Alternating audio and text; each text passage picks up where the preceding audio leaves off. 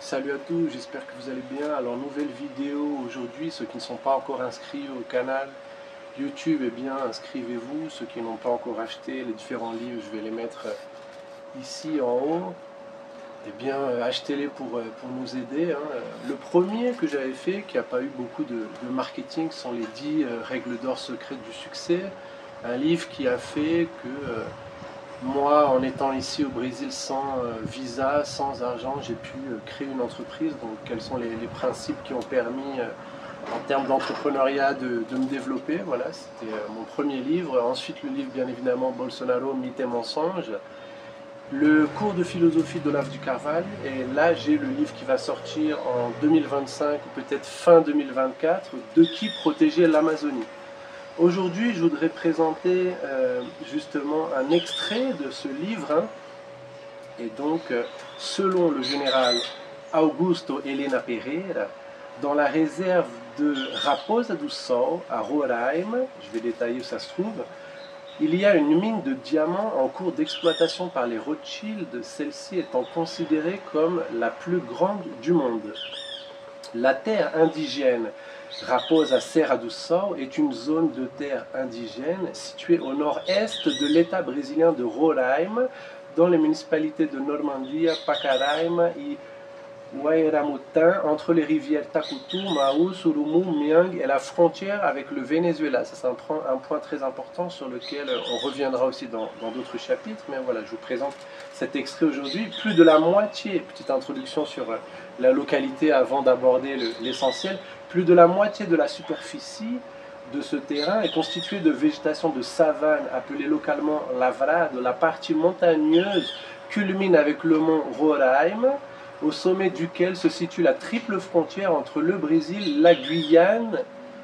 Donc, la Guyane française aussi est un point très important, hein. On va la développer ici dans d'autres chapitres, hein. Et du coup, cet article, de façon intéressante, il a été visualisé. Moi, je regarde un petit peu les statistiques. Il a été vu aussi pas mal en Guyane française avec certains qui travaillent aussi pour l'État français. Donc, c'est intéressant. Donc j'espère que tu regardes aussi cette vidéo. Ce domaine-là est l'une des plus grandes terres autochtones du pays, hein, brésilien, donc avec 1 743 089 hectares et 1000 km de périmètre. Donc on va rentrer dans le projet, notamment on a en image ici le projet de Tacutu qui va apparaître, hein, qui est en frontière de la Guyane avec le Brésil.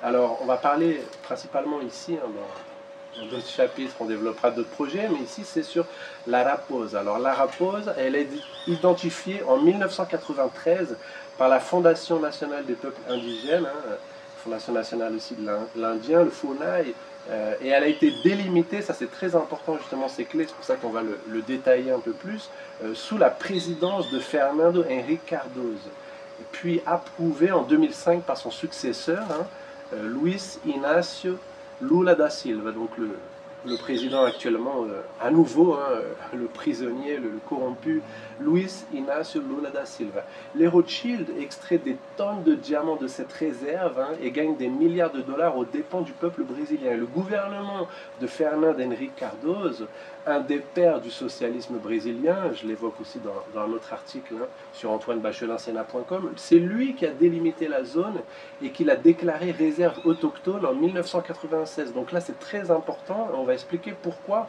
et on va expliquer comment c'est un personnage clé et comment c'est lui qui a expulsé des centaines de milliers d'agriculteurs ruraux qui habitaient les zones, hein, qui ont été expulsés. Et comment Fernando Henrique Cardoso a permis aux Rothschild de conserver les réserves délimitées, avec des milliers aussi d'ONG qui blanchissent l'argent. Et ce sont véritablement elles qui gouvernent l'Amazonie grâce à cette loi de FHC qui est un des pères du socialisme brésilien. Voilà. On a des histoires de général, différents généraux, hein, qui sont rentrés dans ces régions, hein, donc je ne vais pas rentrer dans les détails, mais même avec des drapeaux, hein, de pays étrangers. des soldats brésiliens d'un bataillon qui était dans la jungle de Santa Isabel qui inspectait la zone. Alors ils ont vu un homme blond avec un fusil et puis d'autres éléments cachés dans la jungle, tous préparés et qui ont commencé à ouvrir le feu sur l'armée brésilienne. Puis comme ils étaient en infériorité numérique, ils sont partis. Ça c'est dans une zone Yanomami et donc c'est expliqué par le général, je vais vous donner son nom, hein, dans la région de Santa Isabel. Ça c'est le général Durval Neri. Lui-même, il a été empêché de se rendre de Manaus à Boa Vista par des groupes armés à Estadas. Justement, le point intéressant, c'est que les sites qui sont réglementés comme des zones indigènes servent en fait de façade ou de couverture, hein, ce qu'on appelle cover-up en anglais, pour la contrebande de ressources humaines. Donc il y a une contrebande de ressources humaines dans ces zones-là. Et ils ont besoin d'une autorisation, l'armée elle-même a besoin d'une autorisation pour entrer dans la réserve. Elle ne peut pas rentrer dans la réserve sans autorisation du tribunal de Santa Isabel. Donc il explique que les mercenaires et les militaires américains agissent comme s'ils possédaient la région. Et même s'identifiant, ça c'est un point très important, même s'identifiant comme général de l'armée brésilienne, le général ne peut pas suivre son chemin à travers la réserve. Il lui faut une autorisation de la Cour suprême dont les ministres sont nommés par actuellement le parti corrompu de Lula, héritier de Fernando Henrique Cardoso. Donc il lui faut une autorisation de la Cour suprême pour entrer dans ces zones indigènes qui ont été délimitées donc par ce socialiste, hein, Fernando Henrique Cardoso.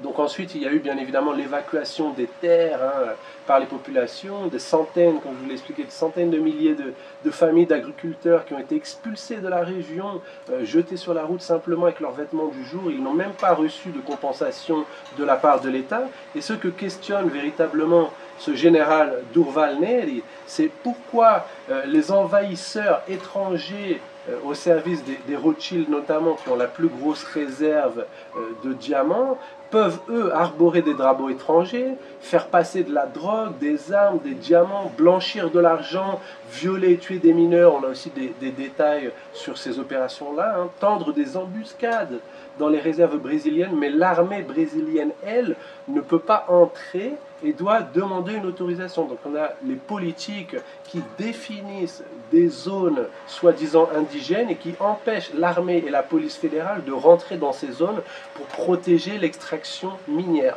Voilà un des extraits de mon livre. Donc, de qui protéger l'Amazonie? Voilà, je vous invite à aller plus loin en vous procurant le livre qui va sortir. Merci, ciao, ciao.